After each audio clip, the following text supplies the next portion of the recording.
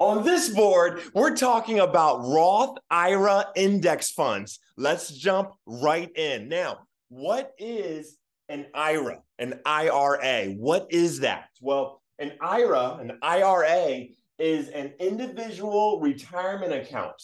There are several different types of IRAs. Two of the most well-known types are traditional IRAs and Roth IRAs. So, what is a traditional IRA? Well, with a traditional IRA, the contributions are tax deductible, but the withdrawals from the accounts are taxable, right?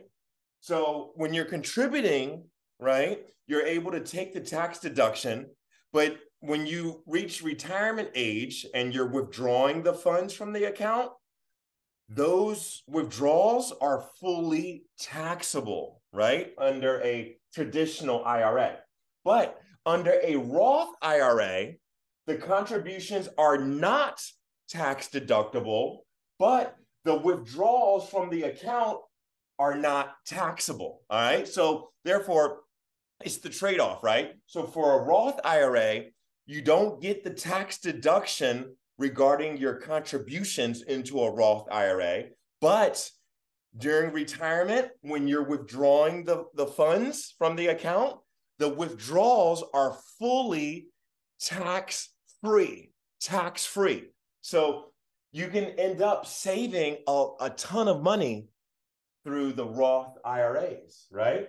Now, and that's why I prefer Roth IRAs, because although the contributions that you make to the account are not tax deductible, the account grows tax free. There are several different types of investments that you can put into a Roth IRA. The type that I prefer is an index fund, right? A stock index fund. Now, what is an index fund? In general, an index fund is a portfolio of stocks or bonds designed to mimic the composition and performance of a financial market index. Okay. Now, for those that are kind of, for those that is like, for those watching this and you're feeling like, wow, this is all like kind of confusing. Let me take a step back and say, okay, what is a stock? All right. A stock is all the shares by which ownership of a company is divided. A single share of stock means fractional ownership of the company in proportion to the total number of shares. Okay. Now, what is a bond? A bond is an agreement to lend money to a company or government for a certain amount of time at a fixed rate of return. Okay. Now, I prefer stock index funds instead of bond index funds because the returns are higher if your time horizon is long enough. All right. So bonds are very, very safe, but they don't pay the returns on a bond, is not as high as a return on stocks. Right. Now, here's the thing though. Stocks though are riskier, much riskier than bonds. And stocks, though, they go up and down, but over the long term, they always go up over the long term. So that's why I say that the returns are higher if your time horizon is long enough, right? So, I mean, if you're not able to let the money stay in for at least like 5 years, 10 years or so, right? Then you should not be getting involved in stock because it's risky in the short term, but in the long term, it always goes up, right? So now, for the purpose of this class, we're going to be focusing on stock index funds, okay? Stock index funds. Now, a stock, okay? Now, a stock represents one single company, and the price of the stock is dependent on the performance of that one single company, okay? So that's risky. But a stock mutual fund represents a collection of multiple companies And so the price of the stock mutual fund is not dependent on one company, right? It's diversified, right? You have diversification in a mutual fund, okay? Now, there are different types of stock mutual funds. The type that I prefer are stock index funds because they simply invest in a specific list of stocks that pertain to a specific market index. And therefore, they are not actively managed by an investment manager. And therefore, the fees regarding stock index funds are lower than the fees regarding regular mutual funds. Because with regular mutual funds, they are actively managed. And so they have an investment fund manager who is actively managing the fund. And so therefore the fees can be high, right? The management fees. But with a stock index fund, right? It's just simply following a specific list of stocks that pertain to a particular market index, right? So the fees, there's basically no management, to it, right? I mean, the management is very simple, right? And so therefore, the fees regarding stock index funds are much lower than the fees regarding a regular, mutual fund, right? Because a regular mutual fund is actively managed. A stock index fund is very passive, right? Very passive. So now, where are we? Okay, now, how to choose the right index fund, right? You might be wondering now, all right, how do I choose the right index fund? Well, you got to do your research.